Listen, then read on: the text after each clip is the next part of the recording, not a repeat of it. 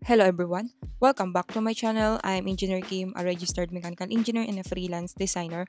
For today's vlog, I'll show you something na madalas natin makita sa mga machine shops. Pero this time, ginawa ko siya using SolidWorks, a full block cutting assembly with animation. All-in-one video na to, from design, assembly, hanggang actual cutting simulation. Excited ako kasi first time ko rin gumawa ng ganito na may complete cutter layer setup. So basically, ang idea natin is simple. May wood block tayo, tapos gagamitan natin ng 3 layers of cutters para makat siya into shape. Each layer may specific function, para siyang step-by-step na cutting process. Sa totoong machine, usually ginagamit to para control yung material removal at para mas accurate yung finish.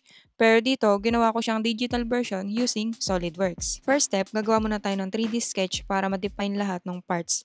Unahin natin yung base. Imagine natin yung base as a rectangular plate, pwede siyang steel frame kung sa real life.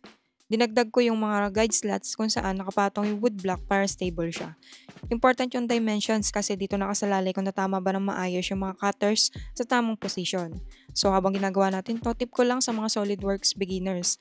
Always start with a simple sketch, then i-extrude or i-cut para ma-form yung body. Huwag agad complicated kasi mas madali i-modify pag kailangan ng adjustments. Next, yung second part natin is yung cutters. Ito yung pinaka-highlight ng project. Ginamit ko is linear or straight cutter design. Basically, parang mga flat blades na nakaposition parallel. Meron tayong 3 layers ng cutters. First layer is the position sa upper side, parang initial slicing lang. Second layer, medyo mas mababa para hatiin ng paulit-ulit. Yung third layer, para makompleto yung pagputol ng wood block. Kapag i-assemble na, magkakaroon ng spacing in between each cutter.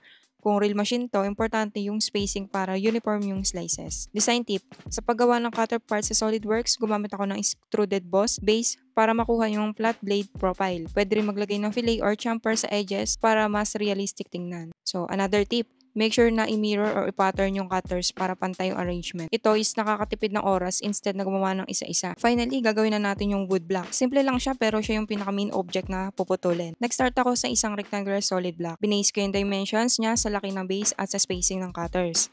Kung gusto niyo ng mas realistic, pwede kayo maglagay ng wood texture or appearance sa material. Sa SolidWorks, madali lang i-apply yung appearance settings. So at this point, tatlong parts na yung meron tayo. Base, cutters, and wood block. Next step is assemble na natin sila. Now, i-open natin ng assembly environment sa SolidWorks. First, ilagay natin yung base and set as fix. Next is the wood block. Then, mate natin siya sa guide slots. And then lastly, yung cutters. I-position natin in 3 layers at tamang alignment. Pag na-assemble na, dito natin makikita yung buong block cutting machine in 3D. Kung real life, parang may mini slicing machine ka na. After ma-assemble, gagawa tayo ng animation. Ito yung exciting part kasi dito natin makikita yung actual motion. First, mag-apply tayo ng linear motion sa wood block para gumalaw siya papunta sa cutters. Pag dumaan na sa cutters, makikita yung slicing effect. Syempre sa animation, hindi naman totally nagsiseparate yung wood into pieces. Pero concept-wise, makikita mo yung interaction ng wood at blades. Very satisfying panoorin. So, ang maganda sa project na to is hindi lang siya pang practice ng SolidWorks skills, pero parang simulation din in real life ng machine design. Na-practice natin yung 3D sketching, extrude, features, assembly mates, at animation motion study. Plus, natutunan natin ang importance ng design sequence, base, cutters, and object. Kung gagawin ito in real life, importante yung material selections, tolerances, at safety features. Pero sa SolidWorks, nakikita na agad natin yung concept. Okay, so after natin ma-animate ang assembly,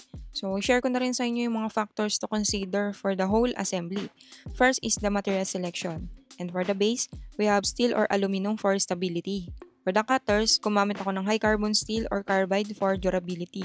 And for the wood block naman, so depende ito sa cutting force. Next is the blade spacing and alignment. So meron tayong tatlong layers. Kailangan is proper yung spacing para uniform yung cut. And yung blades is parallel at secure sa base para walang vibration. Next is the tolerances and clearance. Block must be fit guides, hindi masikip or maluwag. Clearance prevents jamming habang gumagalaw. And for the structural stability naman, yung base dapat is naka-fix. Block motion guided. Importante yung smooth ang operation. And for the feed rate and friction, controlled speed ng block para hindi sobrang stress sa blades. And surface finish affects smooth motion.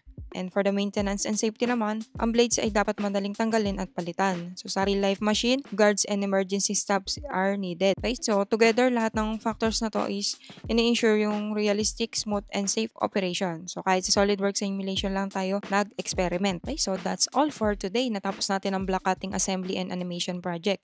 Then kasama na din yung lahat ng critical factors for the whole assembly. Hopefully marami kayong natutunan, hindi lang sa SolidWorks, workflow, kundi pati na rin sa mga engineering thinking behind the design. So if you like this video, please don't forget to follow, like, and subscribe, and mag-comment na rin kayo kung anong project ang gusto nyo next. Once again, I'm Engineer Kim. Thank you for watching and God bless everyone. See you on my next vlog. Bye-bye!